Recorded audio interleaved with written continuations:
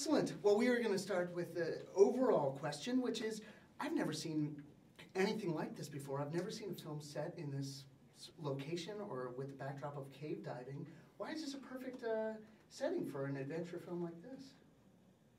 Underwater in caves, from the kind of research that we did, it looks like it's on another planet. It's these are worlds that you don't have access to, and you certainly would need to do years of training to have access to them. So having a film where you get to experience all these places that you can't actually go to in real life unless you're a serious cave diver, it's an absolute kind of gift to an audience, to us, being able to immerse ourselves in that world. And you mentioned the training that is required to get into this world, and you all had to do some serious training for the jumping, climbing, flying, swimming. How was that process for you?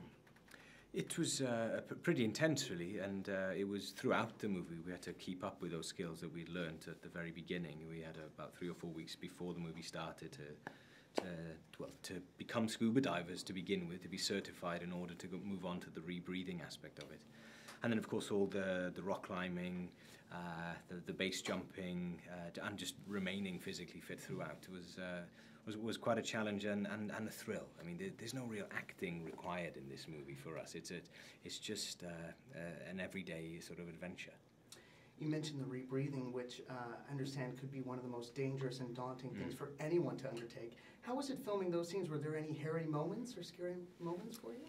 There's a moment when my character has a bit of a panic attack underwater on those machines, and that was pretty full on. It was great because you know, you get immersed in the story so much that you find yourself really getting lost and really getting kind of, there's some real panic in there.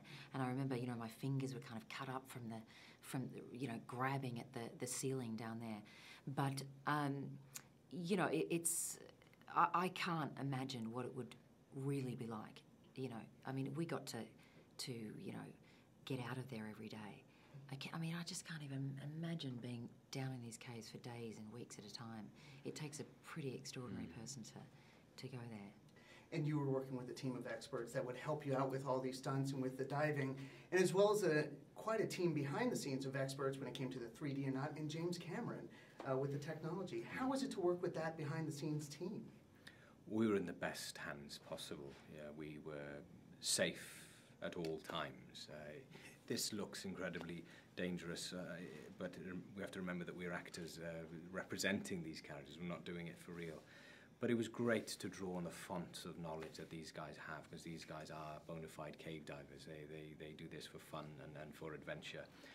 And let's not forget, the story is based on a true story, and our producer Andrew Wight went through this sort of terrifying experience himself in the Nullarbor region in Australia, where 13 cave divers were trapped for 48 hours. So it's based on a true story, so if you can imagine that this actually happened, I think we leave the movie theatre sort of terrified and thrilled at the same time. And that's my final question is, what do you think audiences will experience when they see this? It has a little bit of everything. I think the best thing about it is they will experience something. You can't help but be sucked into this film. It's very engaging, it's very visceral.